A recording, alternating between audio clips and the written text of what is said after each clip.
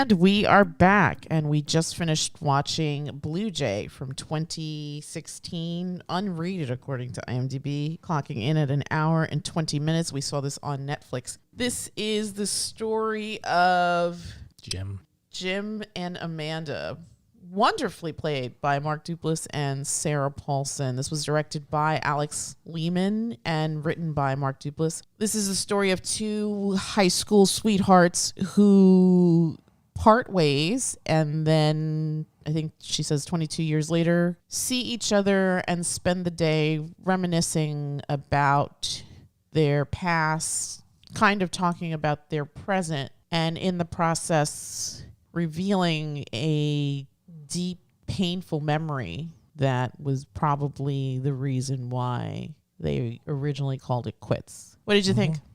I thought this was good. It's definitely like a slow burn sort of movie where you're just getting to know these characters. A lot of it had me like, you see a lot of sort of like pain and regret in both of their eyes throughout, just dealing with each other. And you're kind of just wondering what happened. What happened that split these two up? Because they seem so perfect kind of for each other.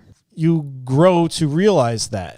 And you realize that not only were it wasn't just a couple of horny teenagers, it was like they were like genuine friends, just doing like ridiculous, nerdy things, recording themselves. Oh, let's pretend we're having our 40th wedding anniversary and stuff like that. And as they're doing it, like at least for me, I'm like, God, they're torturing themselves, because it's like, okay, you're both like in your late 40s. And she's got a husband, and she's raised two kids who are now in college and on their way to college. Right.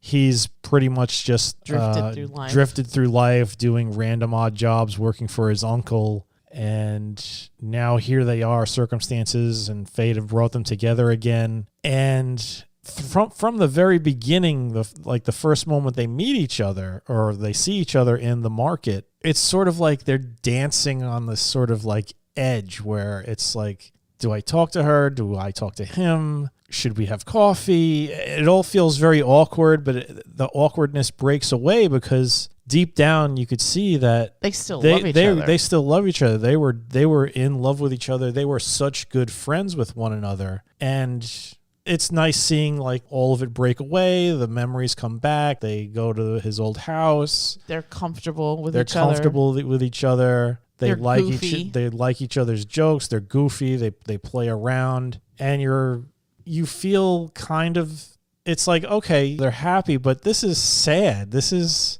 sad because this could not be. This is something that just can't be, and it's sort of like you're torturing each other. But I don't think that they understand that, right? In that moment. They're living in the moment, enjoying each other's company. They are, but you could tell that they're aware of it. No, they are aware of it. That this is just sort of like a fleeting thing that's like nothing could really come of this.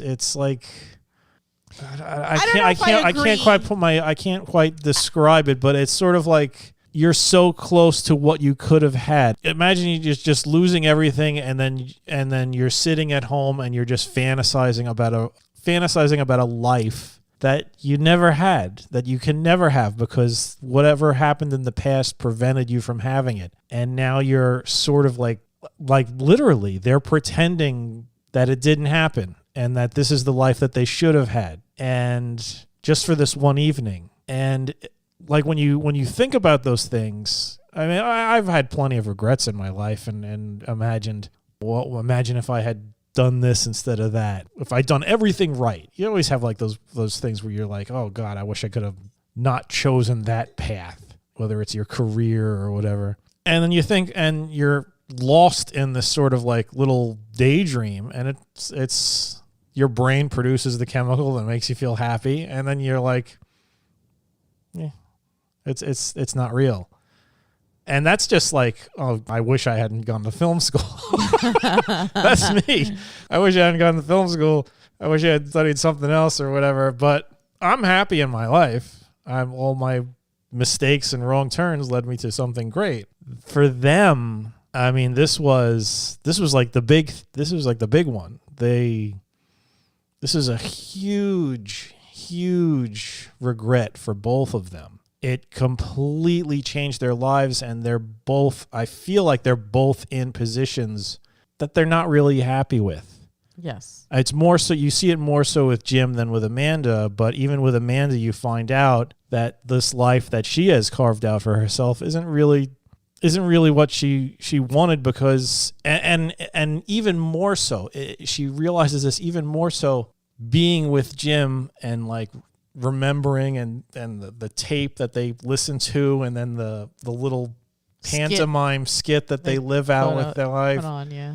It really is. It's like you're torturing yourself. You're setting yourself up for something bad. And I was waiting for that bad thing to happen, because you have like, oh yeah, this is the fantasy. But then you're going to have to come to terms with what you did or what happened that prevented that from happening. Sure.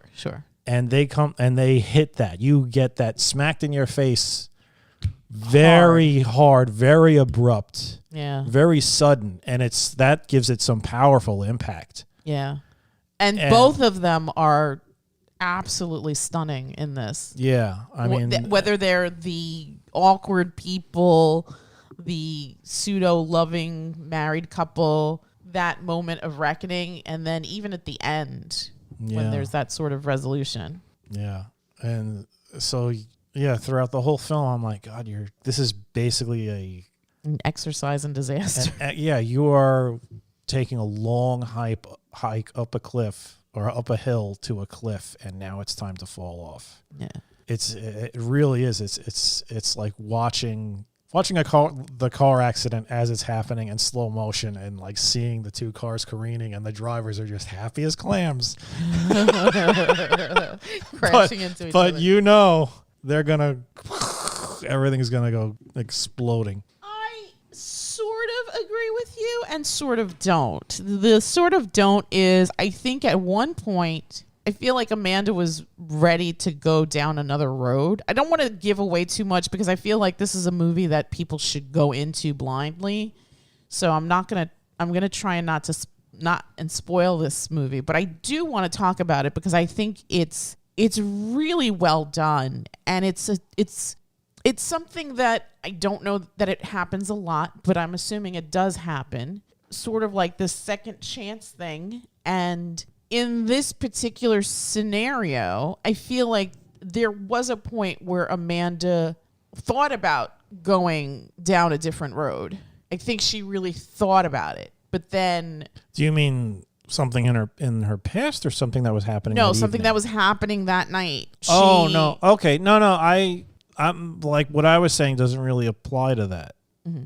Because even if she did do what you're alluding to, it wouldn't change what happened in the past. No, it wouldn't change what happened in the past, but could it have changed what happened in the future? I mean, they're still going to come to that reckoning. They're still going to hit that. There's no escaping that. There really is no escaping that reckoning. Right, because that the thing that I'm alluding to happened before the big reckoning. Yeah, right before. Right. Actually. So, but since they did have the reckoning without muddying it up with anything else, and then towards the end, they sort of make amends with each other. It seemed like they both forgave each other. So who knows really what happens after the credits roll? You don't really know. Right. This was the story of that evening or that day. Yeah. And that's another story. What happens after that? Really well done, though. I really, really enjoyed this. I felt like it was sad. It was. It was very sad. And that's what I'm saying when I'm saying as you're going along. Like when I'm saying they're torturing each other, I don't want to see them torture each other. I in my mind, I'm like, if they were smart, they would just say, oh, hi, and then leave. Mm-hmm. But it's sort of like they needed that. Well, they needed to do that because they're both not happy. Right. It just came into my head, but it kind of reminds me of Eternal Sunshine. Yeah. The end, where it's just like, we know that we had this disastrous relationship, but for some reason we can't not go through with it. I would like to try again. Yeah. Well, that's what I mean about this movie. So, like, okay, so just go through it with me. Like, in the beginning, he sees her first before she even sees him. Yeah. And you see him kind of like look away because I think he doesn't want to go down that road. He really did not want to go down that road. I always felt like in the beginning, his interactions were very guarded, very standoffish, whereas she was very like in your face, like kind of like, how are you? But how are you doing? Kind of thing. She like really wanted to know. And then she kind of invites herself like, oh, I want to see your place. Well, I think part of that is if you like throughout the course of the story, it to me, it felt like Jim, he kind of wallowed in that pain. Yes. For years. Yes. For the entire time. I mean, he may not have been like thinking about it every day, but it really just messed him up. Yeah. And he just was like in it, feeling it all the time. Right. Letting it apparently get the better of him because he mentioned something later on about his employment. Whereas for her, she sort of put it away. She sort of like did things to escape it, the marriage, and also you find out the antidepressants. Right. And so they dealt with it differently. So I think in that moment when they first meet, I could completely understand why he stopped himself from reaching out or saying hello or anything, whereas she was able to do that. Right. Because at that point she was on the antidepressants, so she was a bit disassociated with some of her emotions that come with that sort of that come with that kind of treatment. So yeah, I could see how she would be the one to reach out first and the one to be able to like say, "Oh, you seem down," or "Are you okay? Are you okay?" Mm-hmm. Whereas he was just kind of a wreck. Yeah. And on top of that, he's dealing with his mom dying and having to empty out her house. And being unemployed. And being unemployed and basically having no prospects. Yeah. So he had a pretty dark cloud hanging over his head. Yeah. You know, she still had that escape. She was there for the exact opposite. She was there for the coming of life. Her sister was pregnant. Yeah. He was there for death. So... Yeah. So watching this, we had previously seen Young Hearts, which is what Jim and Amanda were, right? The beginning of a relationship. But that one ended with them choosing to just be friends because... Well, that's like I said or like you discover in this movie, they were genuine, Jim and Amanda, they were good friends. Like they goofed around. They were just nerds hanging out together. Mm-hmm. The kids at Young Hearts... they really didn't have anything. Possibly, but you know what? They also had that connection. They knew each other for years. They were very familiar with each other. But they weren't because friends. Tilly was Harper's brother's best friend. I'm sure they were in each other's lives constantly. And I think that also they're each other's first. So that's a big deal. That's something that you remember most of your life. I never got the impression that they were really like, oh, we're great friends. We have so much in common. We like playing and goofing around and making silly tapes with each other. No, it was but you pretty know, much just... But they're also a product of the time. Jim and Amanda are a different generation, so their experience of being teenagers and in love is different than Harper and Tilly's. I understand. I'm just saying that the relationship was not as strong in that movie as it is here. Agreed. I think the relationship with Jim and Amanda was more than just... this, like, Jim and Amanda felt like actual love, or the way... love is to a 16-year-old. To a 16-year-old, but as they were in love. Mm-hmm. They were legit in love. Tilly and Harper, it was just sort of like teenage hormones and awkwardness and, oh, yeah, look at that. We had sex. All right, let's keep doing it. That felt more like that. Mm-hmm. And plus, come on, that freaking kid. With his hair. With his stupid hair, and he was such a wimp. Oh.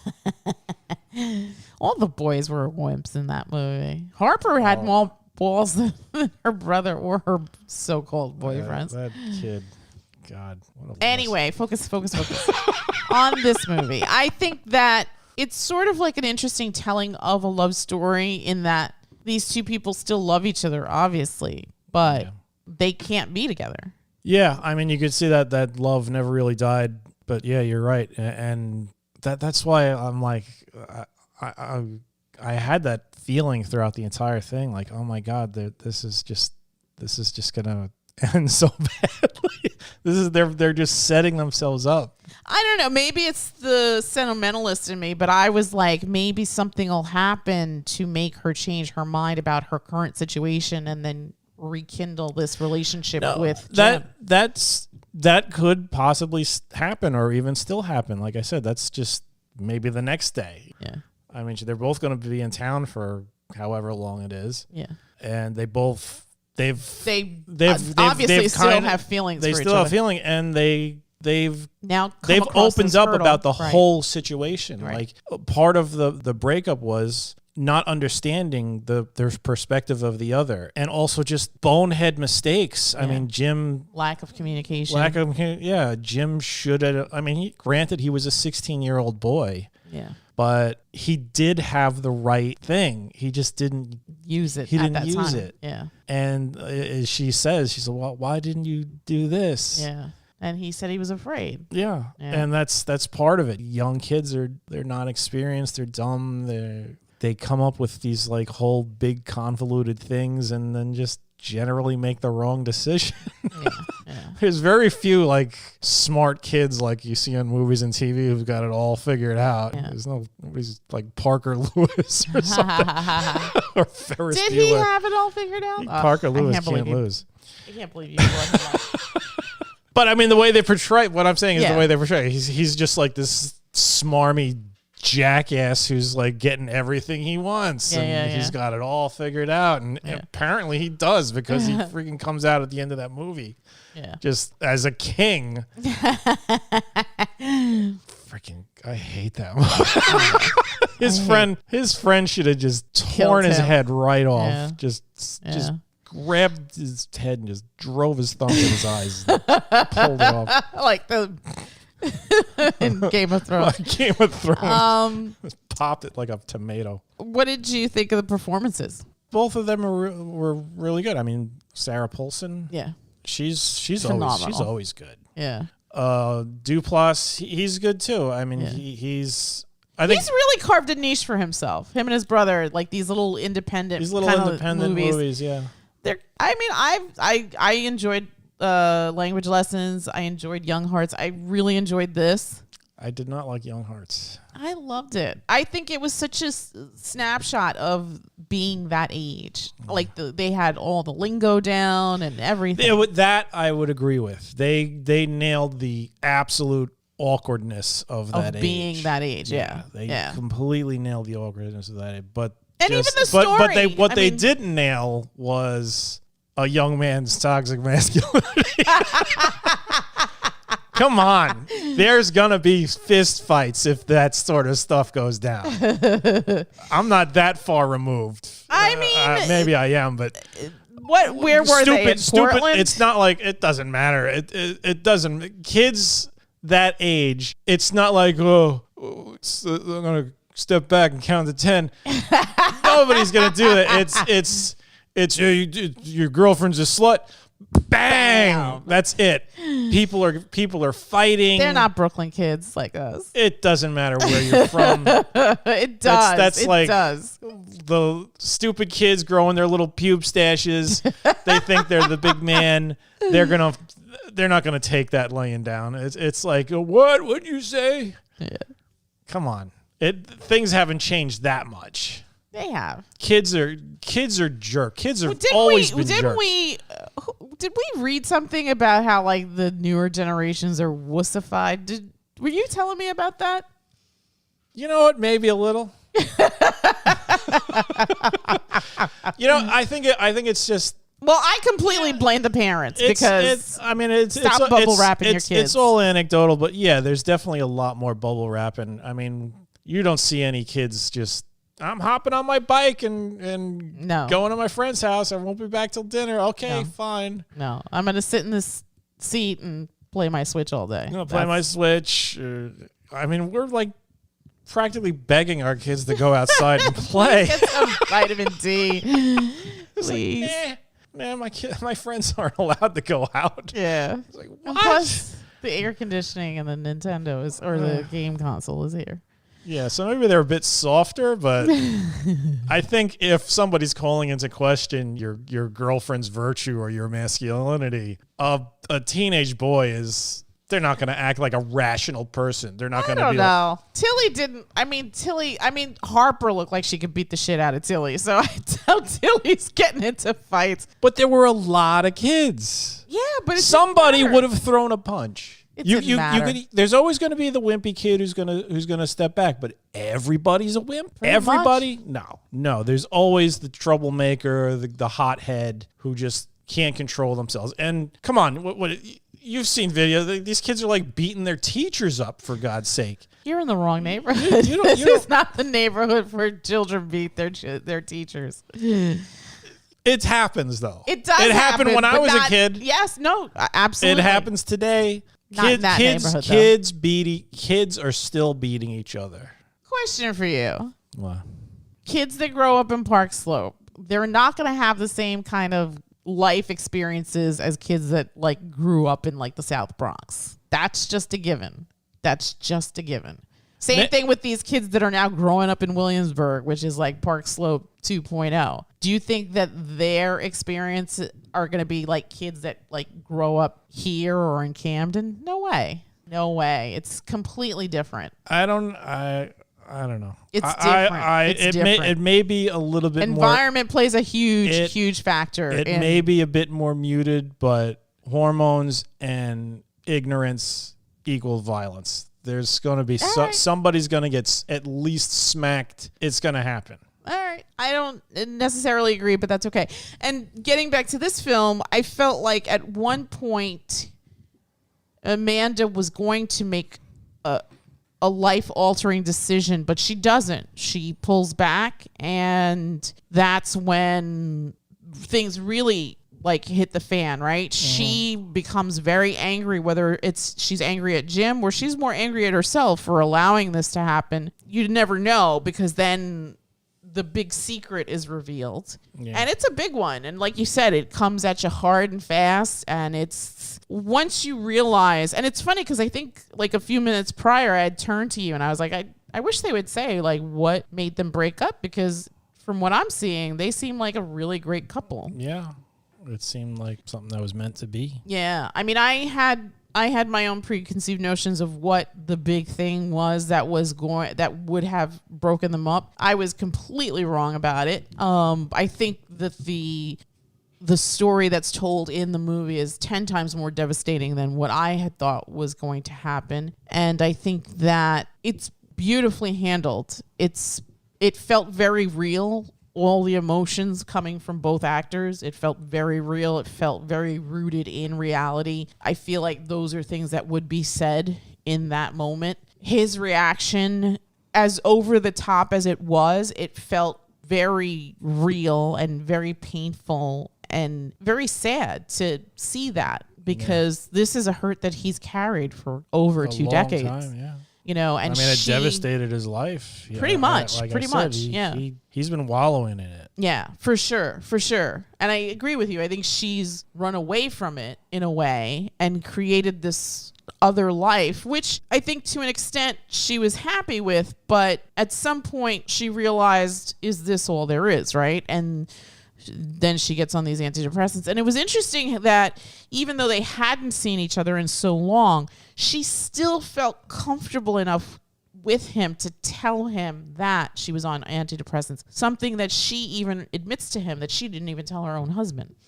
So again, these are two people that should have had a happily ever after, but unfortunately didn't, because of miscommunication and immaturity and just high emotions, which makes sense because when you're that age, you're not really thinking rationally. And I think that if maybe she had paused and thought about what her next steps should have been, maybe he would have gotten himself together and come to her correctly the first time and who knows? I mean, it wouldn't have been that story. It would have been the story of them celebrating their 20-year anniversary with their kids, probably. Yeah. Like I said, it's that's the thing that I found the saddest of all, the life that they could have had. Well, that's what the whole evening sort of was like leading up to, was them basically pretending. And that's what I was talking about earlier. It's you're giving yourself into this fantasy, this delusion, and when you're in it, it's just great. It's amazing. It's like everything's perfect. But then when you have to go back to reality, life could not be better, but it's not real. Right. It's not real. And when you have to face that it's not real, it just sucks. Yeah. Because it's like, it's not real, and it's not real because I effed this up. Right. Or we effed this up. Right. They both participated in that. Yeah. And you got to face that issue. You have to face that problem. And I think that that's probably the good thing about the whole experience, is that finally, after all that time, there's some resolution. They let it out. They were able to communicate with each other and speak as to what each of them was going through in that time that the other one wasn't privy to. The other one didn't know. The other one had assumptions about what the other one was feeling and how to react to it, and wrong decisions were made and lives were altered. Instead of the happily ever after that could have been, that they just pretended to have that entire day, they got what they got. And it's either shitty job or no job, cleaning out your dead mom's house alone, or sort of controlling marriage where everything seems perfect on the surface, but it's actually deeply unsatisfying. I mean, she has a dog hospital where she can't dog rescue. Dog rescue, where she can't even like treat the dog that she has always loved, the breed of dog she's always loved. Right, because her husband's like, nah, they're too much trouble. Yeah, very controlling. Yeah. Do you wonder if she'll stay with him? That's the thing. I don't know. I feel like now that has aired out, I don't know. I mean, she doesn't seem resentful about her current situation. She seems grateful for it. She says she loves her husband and loves the kids. I don't think she's in love with her husband. I don't know if she ever was, or even if she can now, because he is an elderly person. Because if she bails out now, that looks bad on her. Not only looks bad, but it just is bad. But isn't she allowed to come to like an epiphany? Like, okay, now that role as the caretaker and the holder together of this family is changing, because now it's just him and I've come to realize that I want more. And she could potentially have more with Jim. I mean, they still have like an amazing connection. But will she be able to, like, there's that whole level of guilt from that. It's complicated. And sure. The movie ends. So we don't know. Yeah. That's like I said, that's another story. That could be another interesting story. Yeah. I would be curious to know more, but again, I think that's also the beauty of this project, right? Because it's like it's just one day. It's just one day, and it's basically your interpretation. What do you think's going to happen after? Yeah, and just really good performances, solid script. I love that it's done in black and white. It definitely adds to the drama of the story. 1 to 10, what would you say? I'm between 7 and 8, so I'll give it a 7.5. I was going to say an 8.5. I think that really, really amazing performances by both leads.